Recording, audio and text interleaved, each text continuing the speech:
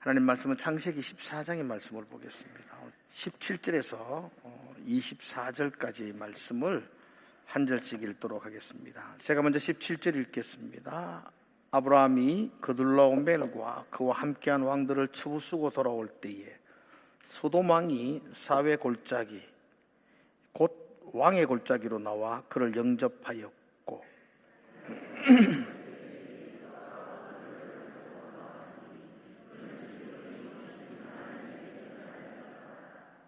그가 아브라함에게 축복하여 이르되 천지의 주제이시요 지극히 높으신 하나님이여 아브라함에게 복을 주옵소서.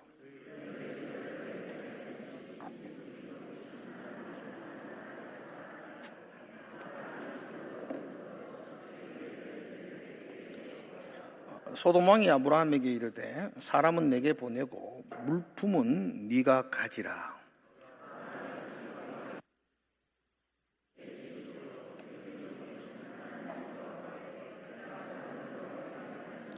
네 말이 내가 아브라함으로 치부하게 하였다 할까요? 네가 속한 것은 실할 오락이나 들매끈 한 가닥도 내가 가지지 아니하리라.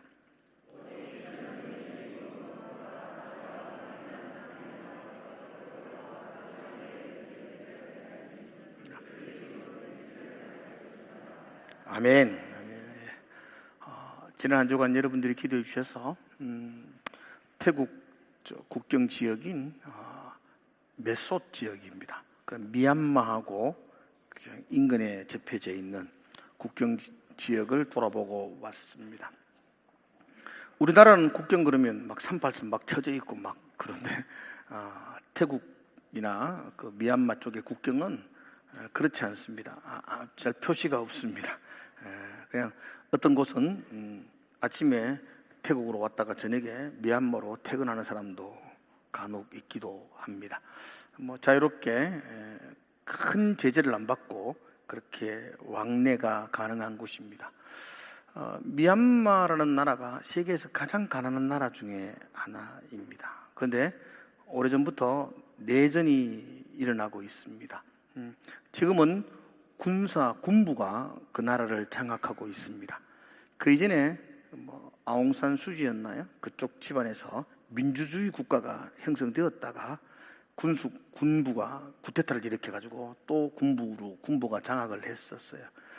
그러니까 시민들이 민주주의로 다시 돌아가려고 반란을 일으켜가지고 지금 반군이 시민군입니다. 시민군 반군과 군사 쿠데타 정부군이 수년째 전쟁을 벌이고 있습니다.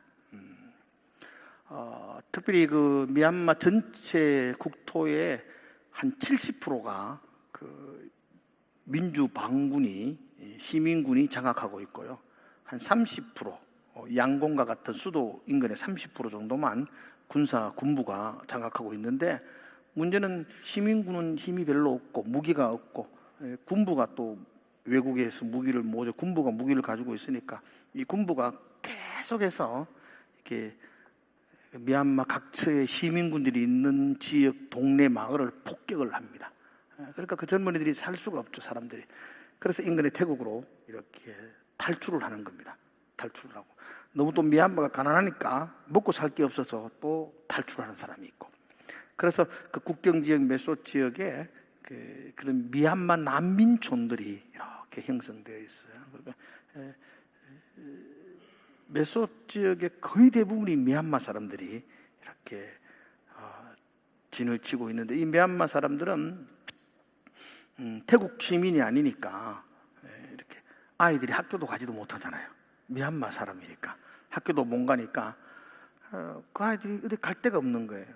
그래서 부모들은 그 인근에 농장이 있는데 농장에서 일을 해야 되는데 일을 하면은 아이들은 집에 있어야 되는데 그 인신매매가 워낙 많으니까 애들을 그 집에 이렇게 가두어 놓습니다. 자물쇠로 가두어 놓고 떠나요.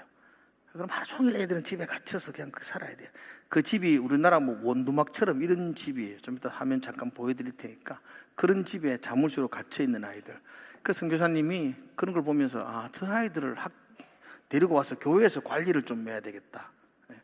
그래서 시작한 게 그 아이들이 20명이 되고 30명이 되고 100명이 되고, 지금은 선교사님이 6개 교회에서 그 아이들을 이렇게 관리하고 가르쳐야 되니까 학교처럼 가르치고, 또 그 아이들을 재워야 되니까 기숙사도 만들고, 그러다 보니까 1000명이 넘는 아이들을 이렇게 관리하게 돼서 조그만한 예배당 안에 한 100명이 넘는 아이들이 막 같이 예배를 드리고, 또 그 아이들이 교실 같은 곳에서 또 공부를 해야 되고, 뭐 그냥 학교라기보다는 뭐 그냥 북새통이라고 보여지는 곳.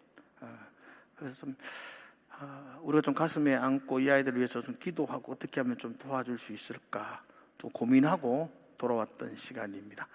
이번에 제가 은혜로교회 목사님 네 분과 또 기아대책에서 국민일보 기자와 함께 그 희망 프로젝트라는 제목으로 다녀왔어요. 그리고 국민일보 기사에도 이번 사건, 이번 행사들이 다 기록되어 있으니까 여러분 한번 인터넷으로 검색하면 신은경 기자가 같이 가셔서 취재했는 기사도 볼 수 있습니다. 갔다 와서 잠시 여러분 화면 한번 봤으면 좋겠습니다. 잠시 영상을 잠깐 한번 보기를 원합니다.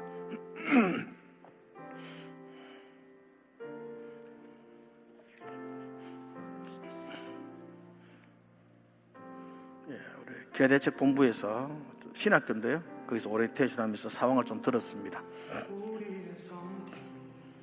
이 난민학교 지금 막 이래 공사하고 있습니다. 뭐 교실도 공사하고, 뭐 저기 아이들 자기도 하고 공부도 하기도 하고, 저 아이들이 있습니다.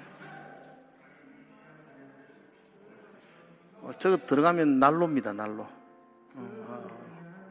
우리 간식도 다 준비해서 나누어 주고, 저 조변한 교회 야당에 100여 명이 넘게 아이들이 같이 있습니다. 저기 기숙사입니다. 아주 잘된 기숙사입니다. 잘 돼 있어. 아이들 신발 한번 보세요. 저 교실입니다, 교실. 그래도 잘된 교실이죠. 여기서 예배 드립니다.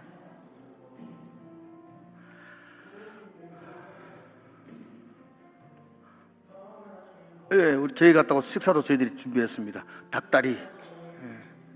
아이들이 참 착해요. 닭다리 2개 주면 1개는 부모 갖다 준다고 휴지회사가 가져가요.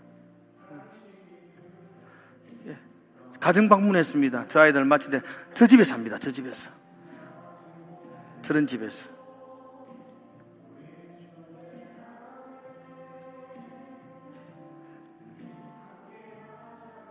이게 이제 교실입니다, 교실.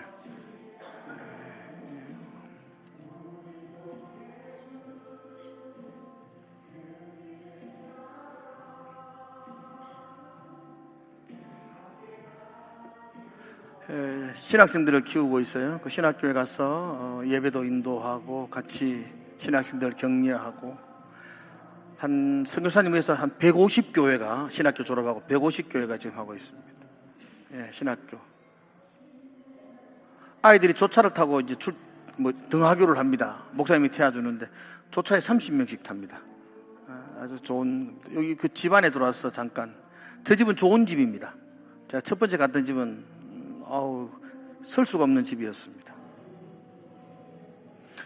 이건 그때 메소드 은혜교회에서 수요 예배를 같이 예배하고 제가 설교를 하고,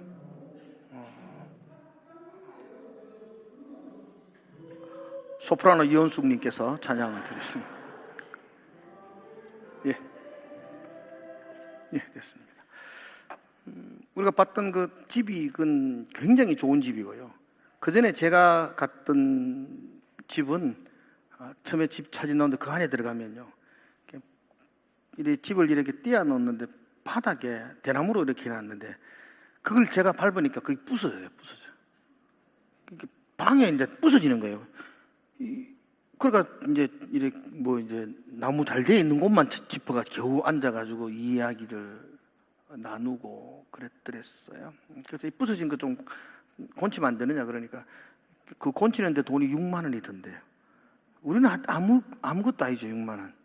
제가 10만 원 줘가 다 곤쳤어요. 우리는 아무것도 아니잖아요. 근데 가들은 그 6만 원이 없어요.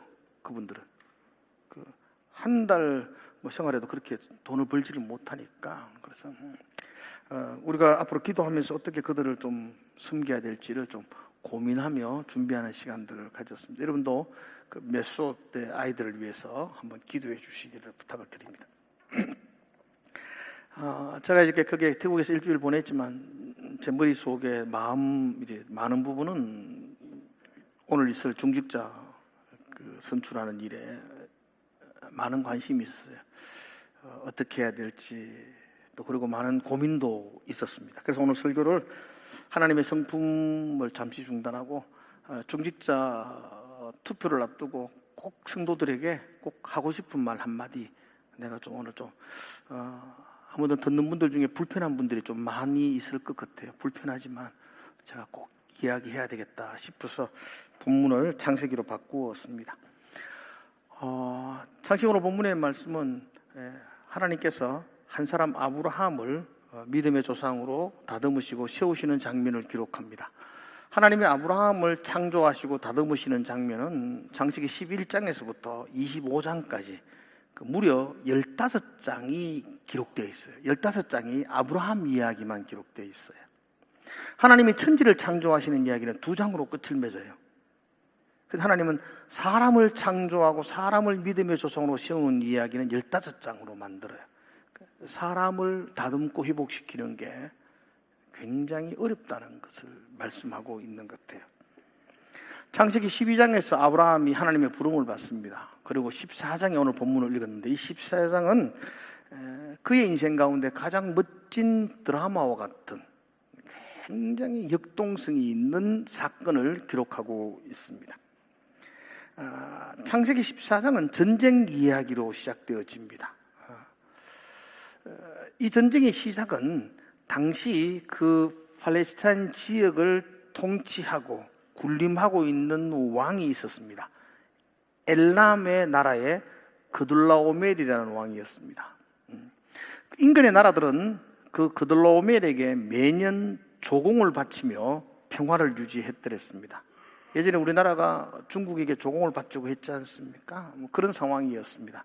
그러다가 남쪽에 있는 소돔 왕을 중심으로 한 작은 부족 국가 5국가가 12년 동안 조공을 바치다가 13년째에 독립을 선언했습니다. 엘람 왕의 입장에 볼 때에는 그런 나라들이 독립을 선언하면 다른 나라들도 동일하게 일어나게 되겠죠, 독립이. 그래서 남쪽을 징벌하기 위해서 침략 전쟁을 일으킵니다. 그 전쟁이 창세기 14장입니다.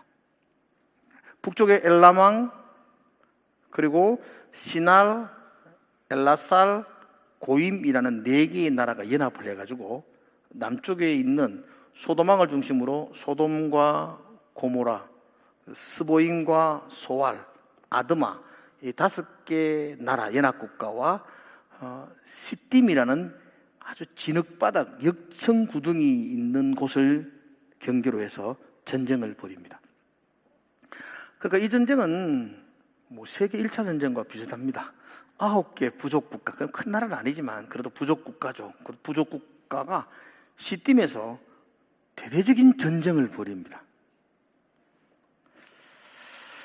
전쟁의 결과는 전쟁 이야기는 내가 다음에 또 해야 되고, 전쟁의 결과는 결과만 보면 결과는 소돔과 남쪽 연합군들이 참패를 당합니다. 그러니까 북쪽의 엘람 왕 그둘라오멜이 여전히 세계 최강국임이 드러납니다. 그래서 남쪽 5개 나라를 초토화시킵니다. 여러분, 전쟁은 장난이 아닙니다. 전쟁 지고 나면 재산 다 빼앗깁니다.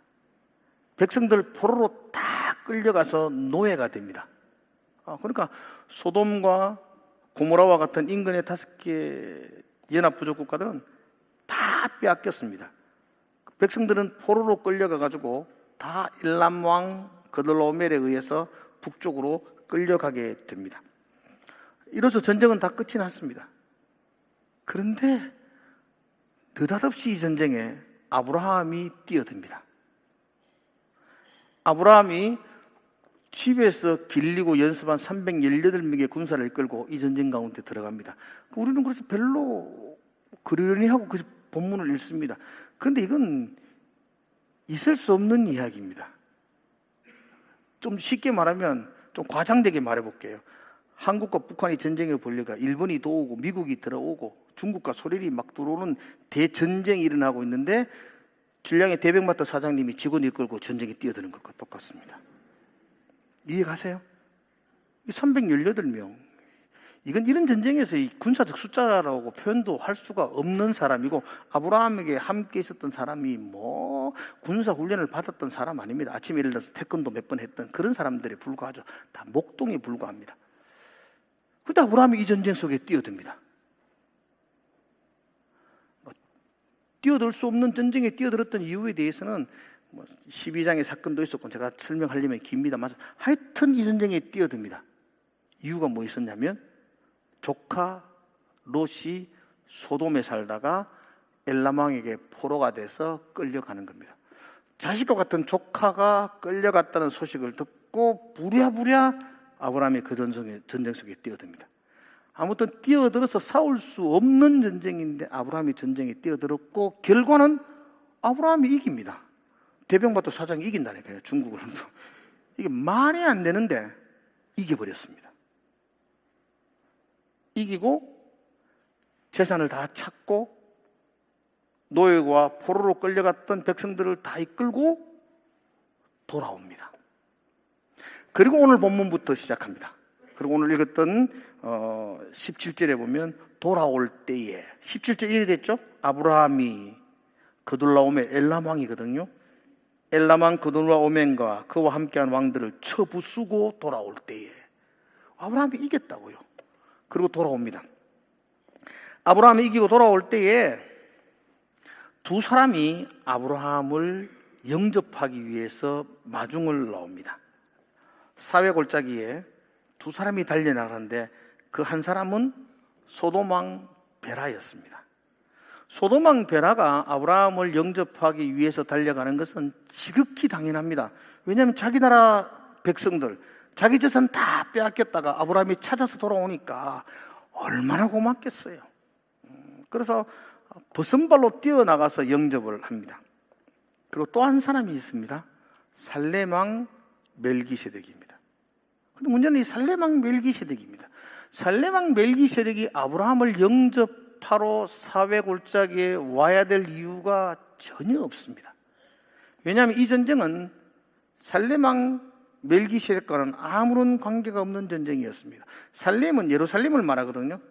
그런데 이 전쟁은 예루살렘으로서는 아무런 상관이 없는 전쟁이었습니다. 물론 북쪽에 엘람 왕이 있었고요, 예루살렘이 그 남쪽에 있으면 시케시아 남쪽에 있었고요, 이 예루살렘 그 밑에 소돔하고 스보임, 아드마 같은 나라들이 있습니다. 사해바다 밑쪽이죠. 그죠?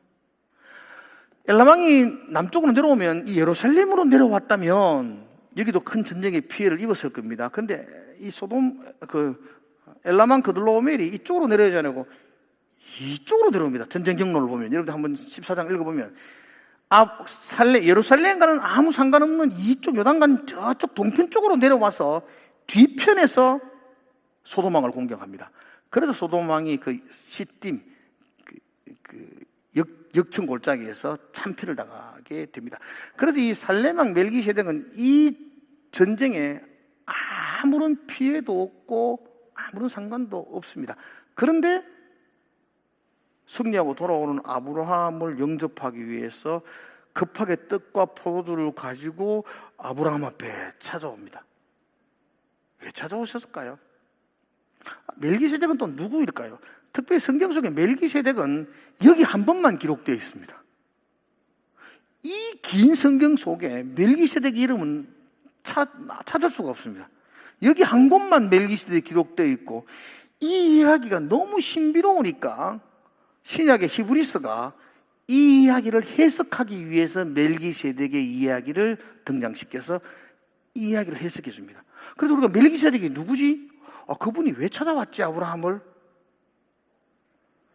그 이유를 알려면 신약의 히브리서를 봐야만 합니다. 자, 히브리서 잠깐 한번 볼게요. 6장 20절을 찾지 마세요. 뜹니다. 자, 그리로 앞서가신 예수님이 이야기합니다. 예수께서 멜기세덱의 반차를 따라 영원히 대제사장이 되어 우리를 위하여 들어가셨느니라.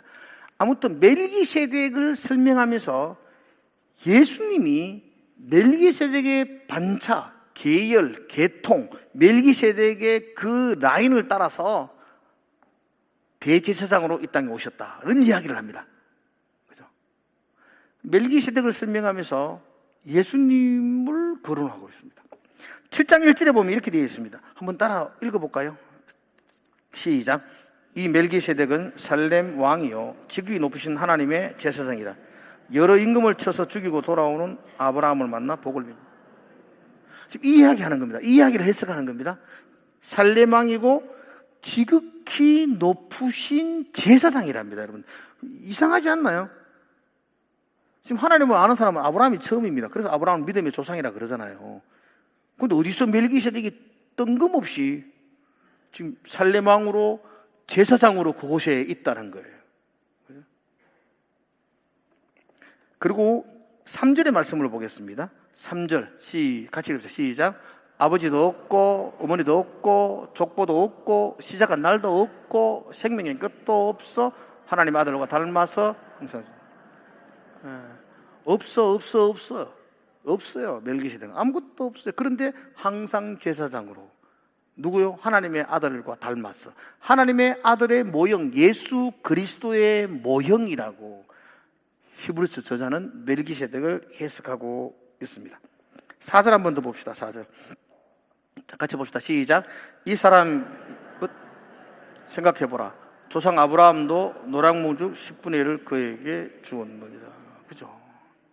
아브라함이 그에게 11조를 드렸다는 것으로 이야기하고 있어요. 지금 이 창세기 사건을 히브리서 저자가 신약의 관점으로 이야기하면서 멜기세덱은 하나님의 아들과 방불한 자. 그래서 우리는 멜기세덱을 예수 그리스도의 모형이다, 이렇게 설명을 합니다. 오늘 제가 설교 제목을 멜기세덱 아브라함을 찾아가다, 이렇게 했거든요. 하나님의 모형인 예수 그리스도가 아브라함을 찾아갔다는 거예요. 왜 찾아갔어요? 이유가 있으니까요.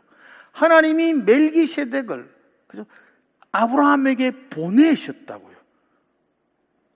보낼 만한 이유가 있었으니까, 보내야만 하기 때문에. 아브라함이 멜기세덱, 예수 그리스도, 하나님의 모형, 그분을 만나야 하기 때문에 하나님이 보내셨다, 그렇게 이야기하고 있습니다. 왜 보내셨는가? 잠시 후에 제가 설명을 해드릴게요. 잠시 후에 설명해 드리겠습니다. 한 사람 더 봅시다. 소돔왕 베라입니다. 그죠? 이 사회 골짜기에 아브라함을 영접하기 왔던 사람이 멜기세덱이었고, 이어서 소돔왕 베라가 아브라함을 만나게 됩니다. 소돔왕 베라는 아브라함을 만나러 온 게 당연하겠죠. 자기의 재산과 또 백성들이 다 포로로 갔다가 아브라함이 다시 찾아왔다니까 얼마나 반갑겠어요. 그래서 아브라함을 영접하기 위해서 벗은발로 뛰어나온 겁니다. 그리고 아브라함에게 극진한 대우를 합니다. 이렇게 제안하죠. 21절 한번 볼까요? 21절 소돔왕이 아브라함에게 제안을 하는 겁니다. 같이 읽읍시다. 시작. 소돔왕이 아브라함에게 이르되 사람은 내게 보내고 물품은 네가 가지라, 그럽니다. 사람 백성들은, 내 백성들이니까 거처가 여기 다 있으니까 백성들은 여기 와야 되나, 백성들은 다 보내주고, 그리고 재산, 엘람왕이 뺏어갔던 그 재산들은 너 다 해라, 이렇게 말합니다. 그래서 전쟁의 승리에 대한 보상, 또 하나는 아브라함, 당신과 내가 이제 친구가 되자, 이런 뜻입니다. 이거 다 가져가, 이제 우리 둘이 친구하자, 이런 뜻입니다. 아브라함은 별로 주목받지 못한 헤브론이라는 작은 도시에서 그냥 양과 소를 키우는 목장주에 불과합니다. 주변 사람들이 아브라함을 영향력 있게 생각하지 않았습니다. 그런데 이제 남쪽의 연합군의 대표가 되는 소돔 왕과 친구가 되는 겁니다. 화친이 되는 겁니다. 그럼 아브라함의 위상이 굉장히 높아집니다. 그죠? 이제 나와 친구가 되자, 내하고 친하게 지내자, 다 이거 네 해. 소돔 왕이 그렇게 제의합니다. 그때 아브라함이 어떻게 대답합니까, 여러분? 한번 볼까요? 13절 같이 한번 읽어보겠습니다. 아브라함의 대답입니다. 소돔 왕의 제안에 아브라함의 대답입니다. 같이 읽읍시다. 시작. 내 말이 23절 자, 시작. 내가 아브라함에게 치부하게 하였다 할까요? 내가 속한 것은 실한 오락이나 들매끈 한 가닥도 내가 가지지. 네 때문에 내가 부자 됐다는 소리 듣기 싫다. 그래서 네가 주는 모든 것, 이 모든 재산, 노량물을 나는 신발끈 하나라도 안 가지겠다. 다 돌려주겠다는 겁니다. 이건 그냥 소돔 왕이 주는 재물을 거부한 것도 있지만, 나 이제 네 손잡고 그렇게 인생 안 살 거야. 난 네하고 한편이 돼서 안 살 거야. 나는 멜기세덱이 주는 떡과 포도주로 만족하며 살 거야. 라는 아브라함의 자기 정체성의 고백과도 같습니다. 소돔 왕은 얼마나 불쾌했겠습니까? 별것도 아닌 아브라함에게 친구 되자 그랬더니만 아브라함이 난 네하고 나는 사귄다. 니대로 살아라. 나는 내대로 그냥 나그네와 방랑자로 이 땅에 살겠다. 라고 단칼에 거절하는 것입니다. 아브라함이 왜 이렇게 거절할 수 있었나요? 여러분, 어떻게 이 소돔왕이 주는 이 재물을 아브라함이 어떻게 거절할 수 있었나요? 그게 멜기세덱을 만났기 때문입니다. 그것 때문에 하나님이 급하게 멜기세덱을 아브라함에게 보냈던 것입니다. 그래서 예수 그리스도의 모형이신 그 멜기세덱이 아브라함을 찾아간 이유가 바로 여기에 있습니다. 여러분, 아브라함의 마음 한번 생각해 보십시오. 전쟁에서 승리하고 돌아옵니다. 우쭐하지 않을까요, 여러분? 예, 믿음으로 뭐 달려갔지만, 하나님이 하셨다고 이번 고백하지만, 내가 얼마나 위대한 일을 했는지. 우리는 뭐 하고 나면 꼭 자랑하고 싶습니다. 제가 꼴란 바닷거 10만 원 보내준 거 꼭 이름 자랑했잖아요. 이게 인간의 본질성입니다, 본질. 그죠? 다른 것도 많이 했습니다. 자랑할 거 많습니다. 인간은 그렇게 뭔가를 하고 나면 우쭐거리고, 그 있을 수 없는 전쟁에서 이기고 났을 때 아브라함 마음은 그냥 막 양어깨 뽕이 하늘처럼 쏟아났을 겁니다. 와, 대단하다. 318명으로 그들로오멜의 군대, 연합군들을 쳐부수고 돌아올 때 아브라함의 그 우쭐거림은 말로 표현할 수 없습니다. 그래서 하나님이 멜기세덱을 보낸 겁니다. 소돔왕을 만나기 전에 멜기세덱을 먼저 만나야 하기 때문이다. 멜기세덱이 아브라함을 찾아가서 했는 이야기를 한번 보십시오. 19절. 자, 한번 보세요. 그가 아브라함에게 축복하여 이르되 천지의 주제이시요 지극히 높으신 하나님이여 아브라함에게 복을 주소서. 이게 축복이 아니고 뭔가를 상기시켜 줍니다. 천지의 주제이시여 지극히 높으신 분이 하나님이라는 걸 아브라함에게 이야기해 줍니다. 하나님이 주인이라는 걸 이야기해 줍니다. 그리고 20절 한번 봅시다. 20절. 이렇게 돼 있죠. 너의 대적을 네 손에 붙이신 지극히 높으신 하나님을 찬송해라. 어깨 힘 빼라는 겁니다.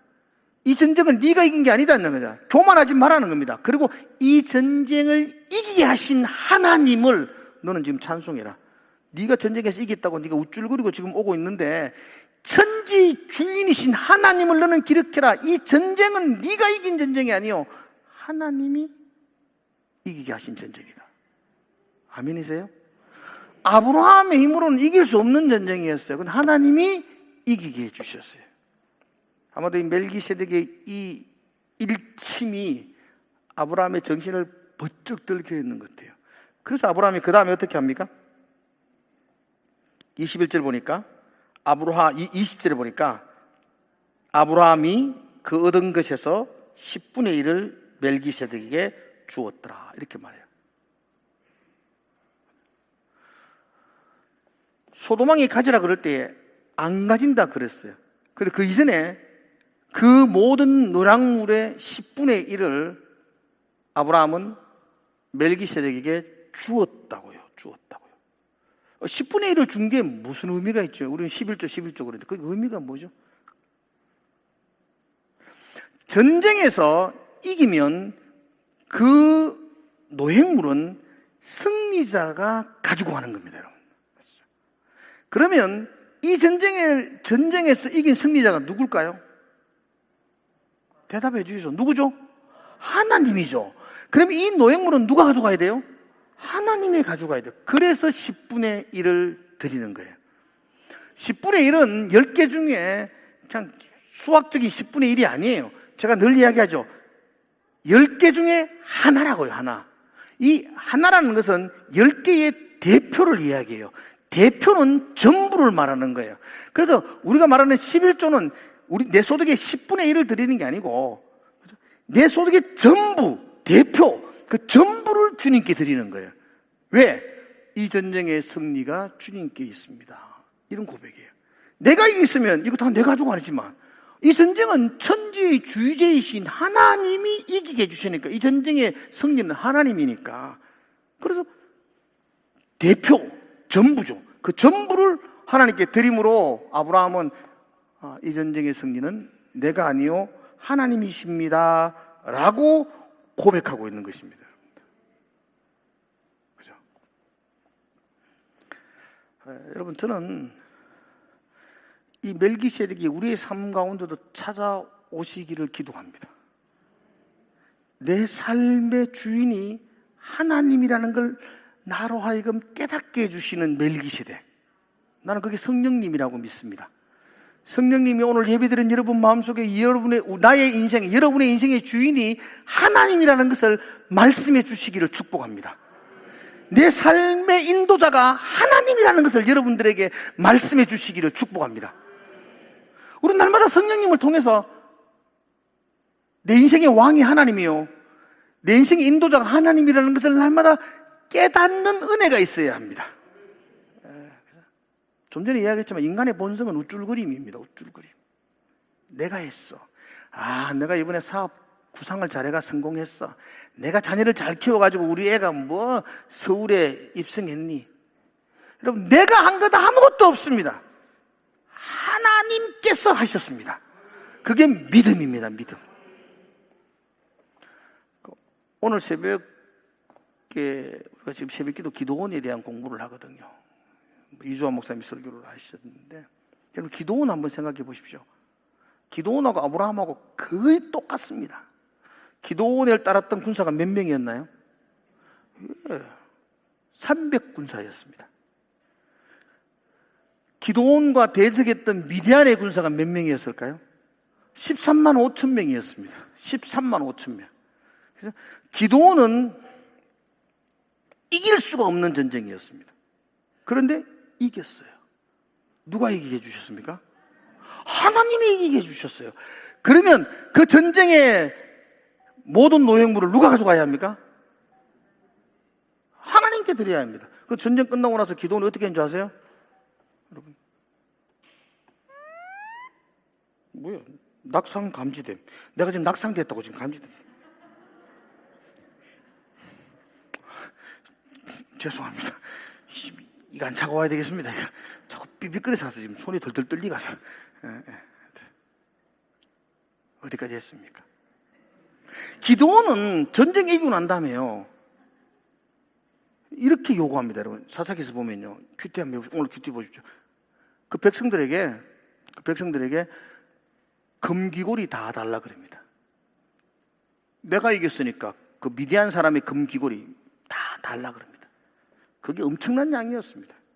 그리고 미디안 왕들이 입는 자색 옷, 이거 옷, 그때 염색된 옷은요, 지금 명품 비교할 수 없는 옷입니다. 자색된 왕들이 입는 옷이거든요. 그거 달라 그럽니다. 그리고 반달 장식들. 그러니까 전쟁의 전리품들을 자기가 가져갑니다. 이 전쟁 자기가 이겼다는 겁니다. 자기가 300용사 데리고 가가지고 이겼다는 겁니다. 전리품을 자기가 다 가져옵니다. 결국 기도원은요, 전쟁 이기고 망한 사람입니다. 그 자식이 70명이라 그랬잖아요. 이게 망한 집안이죠. 아들이 70명이에요. 딸은요, 셀 수도 없겠죠. 그리고 그 아들 중에 하나였던 아비멜렉이 형제들 한반석에 다 불러 모아놓고 다 죽여버립니다. 이 형제들끼리 피비린다고 자기가 왕되고, 그 다음에 요담이 등장하고 막. 기도원은 그 전쟁에 이기고 인생 망친 사람입니다. 왜냐고요? 자기가 이겼다고 생각했거든요. 아브라함은요, 전쟁 이기고 믿음의 사람이 됩니다. 하나님이 하셨군요. 예, 하나님이 하셨습니다. 그래서 대표를, 10개 중에 그 대표를 전부를 하나님께 드림으로 이 전쟁은 내가 이긴 전쟁이 아니요 하나님이 이긴 전쟁입니다라고 선언합니다. 난 저와 여러분의 인생 가운데 이 멜기세덱이 찾아오기를 축복합니다. 내가 사업 잘한 것도 아니고 내가 장사 잘한 것도 아니고 직장에서 내가 똑똑해서 지금 이 자리까지 올라왔다고. 그건 기도원 되는 겁니다, 여러분들. 아브라함은 나의 나된 것은 하나님의 은혜입니다. 그래서 내 삶의 10분의 하나 그 대표를 하나님께 드림으로 하나님이 내 인생의 주인이십니다를 믿음으로 고백하는 것입니다. 사랑하는 성도 여러분들, 마칠 때가 됐습니다. 10의 하나를 구별하는 것, 이건 그냥 하나님께서 우리 속에 있는 눈깔설탕, 우리 주머니에 있는 눈깔설탕 하나 꼬셔가 빼들어 먹으려고 하는 얄팍한 이야기가 아닙니다. 하나님을 믿는 사람들을 내가 어떻게 인도하실까를 보여주기 위한 하나님의 말씀입니다. 약속입니다, 여러분들. 10의 하나를 구별하는 것은 믿음입니다, 믿음. 믿음, 다시 합니다. 11조는 믿음입니다. 믿음. 내가 하나님을 믿느냐, 재물을 믿느냐를 결정하는 겁니다, 여러분들. 너희가 하나님과 재물을 겸하여 섬기지 말라고 하나님이 하셨던 것은 하나님만을 섬기라는 하나님의 지엄한 명령입니다. 사람들은 그렇게 생각합니다. 아유, 세상 살면서 어떻게 꼭 그렇게만 하노? 어떻게 꼭 그렇게만 하노? 그렇게 하나님이 너무 꼰대처럼 고지식하지 않나라고 말하는 것입니다. 근데 여러분, 그렇게 생각하시면 안 됩니다. 저는 제 아내와 대학 시절에 만나서 연애를 하고 결혼을 했습니다. 여러분, 제 아내가 고등학교 때에 마음에 드는 교회 오빠가 있었습니다. 그게 잘못인가요? 그게 죄예요? 그럼 안 되나요? 내하고 만날 낀데 교회 오빠를 마음에 두면 되나요, 안 되나요? 빨리 돼요, 안 돼요? 됩니다. 내 만나기 전인데요, 내 만나기 전에 교회 오빠 마음에 든 게 우리 사람 그런 건 아닙니다. 그래도 아무 상관없습니다. 그런데 제 아내가 저와 결혼하고 난 다음에 옆집 아저씨 한번 만난다. 돼요, 안 돼요? 안 돼요, 그거는. 내가 내 아내에게 여보, 당신이 나하고 결혼했으니까 이제 당신은 내만 바라봐야 돼. 365일 다른 남자에게 가면 안 돼. 그럼 여러분들이 아이고, 목사님 참 꼬리타분하네. 그죠? 365일인데 그 300일만 목사님 차지하고 65일은 다른 남자들에게 좀 주면 좋지. 뭐 그렇게 꼬리타분하게 하십니까? 그러면 돼야 안 돼요? 그런 목을 비틀어야 됩니다. 그러면 안 됩니다. 나와 결혼한 순간부터 내 아내는 365일 동안 나와 함께 해두고 내만 사랑해야 됩니다. 하루라도, 한순간이라도 다른 곳으로 눈을 돌리면 그건 배반입니다. 하나님이 여러분에게 내만 사랑해. 너 내만 바라봐야 돼. 너 재물에 눈 뺏기지 말고 내만 믿어야 돼. 네 인생을 내가 책임질 거야. 내만 섬겨. 그게 과분한 요구인가요? 여러분이 하나님과 결혼한 신부라면 당연히 하나님만을 바라보는 것이 당연한 것 아니겠습니까? 여러분, 이스라엘 백성들요, 한 번도 하나님을 떠난 적 없습니다. 그 유구한 역사 속에 하나님을 한 번도 떠난 적 없습니다. 근데 하나님이 그들을 향하여 계속해서 돌아오라고 이야기하는 것은 그가 하나님과 우상을, 하나님과 재물을 같이 섬겼기 때문입니다. 하나님도 사랑해요. 근데 돈도 사랑해요. 그걸 우상숭배라고 말합니다. 그건 신앙 아니라고 이야기합니다, 여러분. 자, 중직자 선거를 앞두고 저는 원래 평소에 현금 상황들 잘 안 봅니다, 제가. 왜냐하면 그거 잘 보면은 누구는 현금 많이 했으니까 참 좋은 분, 누구는 현금 적게 하니까 뭐 어떤 분, 뭐 이런 판단할까봐 내가 일치 안 봅니다. 근데 이번에 제가 한번 쭉 11조 현황들을 쭉 한번 봤습니다. 2년치 거를. 그러면서 제가 일주일 동안 태국 가서 울었어요. 막 너무 안 가르쳤구나. 너무 안 가르쳤구나. 이분들이 하나님 안 믿는구나. 여러분, 11조는 믿음입니다. 하나님을 믿느냐 재물을 믿느냐를 결정하는 믿음의 행동입니다. 나 하나님 믿어요. 그러나 11조까지는 못해요. 안 믿는 겁니다. 하나님 내 인생의 주일이라는 걸 믿지 않는 겁니다. 제가 오늘 이 이야기하는 것은 11조를 잘하는 여러분들 중에 어떤 분들이 11조를 하지 않는 분들을 눈으로 꼬라보면서 아이고 11조도 못하는 게 교회야, 이런 비꼬라고 하는 이야기 아닙니다. 11조 교회 오셔도 안 하셔도 됩니다. 못 하셔도 됩니다. 아직도 내 믿음의 분량이 그렇게까지 잘하지 않았으면 11조 못합니다. 그걸 어떻게 강조로 합니까? 하지 마세요. 편한 대로 신앙생활 하세요. 11조 안 한다고 교회 나오지 말라는 거 아닙니다. 안 하셔도 됩니다. 괜찮습니다, 여러분들. 그러나 제가 여러분이 꼭 하고 싶은 이야기 딱 한 가지입니다. 11조를 못 하시는 분들 여기 앉아 계시는데 불편하게 듣지 마시고 11조를 못 하시는 분들 괜찮습니다. 괜찮아요. 그런데 한 가지만 기억하세요. 11조를 내가 못 하고 있다. 그러면서 나 하나님 믿어. 그 생각을 하지 마시라고요. 하나님 못 믿는 겁니다. 덜 믿는 겁니다. 그건 확실해야 됩니다. 예, 내가 점점 신앙생활 하면서 하나님을 믿어갈 겁니다. 믿어가서 내가 10의 1조를 구별해 드릴 수 있는 믿음의 자리까지 성장할 겁니다. 하나님이 우리를 그렇게 인도하실 줄로 나는 믿습니다. 그러나 여러분들 중에 아직도 11조를 구별하지 못함에도 불구하고 스스로 그래도 나는 잘 믿어, 그래도 나는 하나님을 잘 섬겨, 나 그래도 신앙 잘해, 하나님 의지하고 살아가, 그런 착각을 하지 마시라고요. 그런 착각을 하면은 여러분들은 신앙의 성장이 없습니다. 난 아직도 하나님 잘 못 믿어. 난 하나님보다 돈이 더 좋아. 난 아직도 부족해. 그런 마음을 가지시면 점점 하나님을 만나가게 될 겁니다. 성령께서 점점 여러분들의 마음을 만져주실 겁니다. 그러면 여러분이 하나님을 믿는 사람으로 회복될 겁니다. 그러나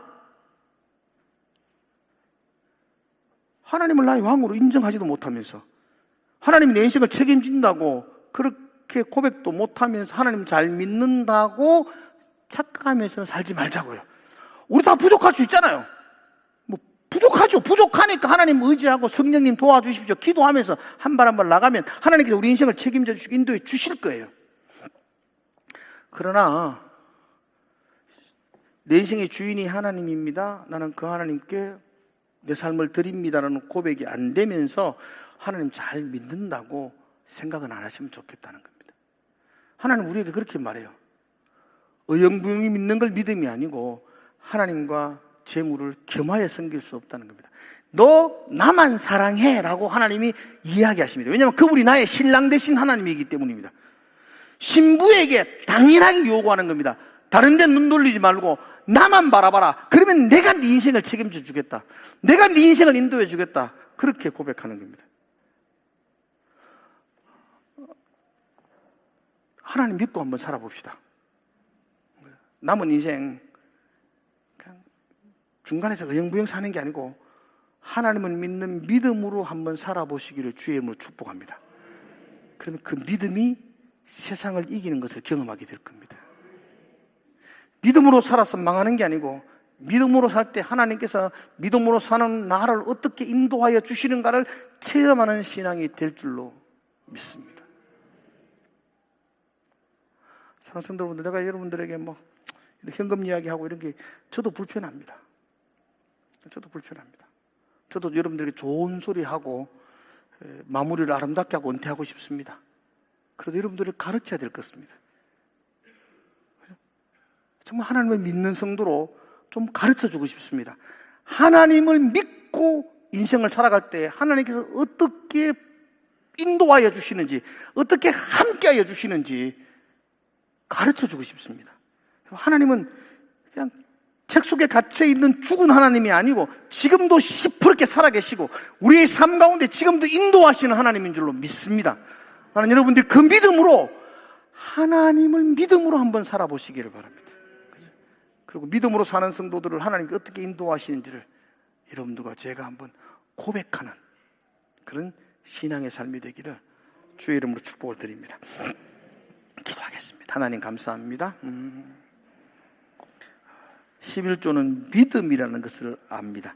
믿음으로 살게 하시고 믿음이 세상을 이기는 경험이 우리에게 있게 하여 주시옵소서. 예수님 이름으로 기도드리옵나이다. 아멘.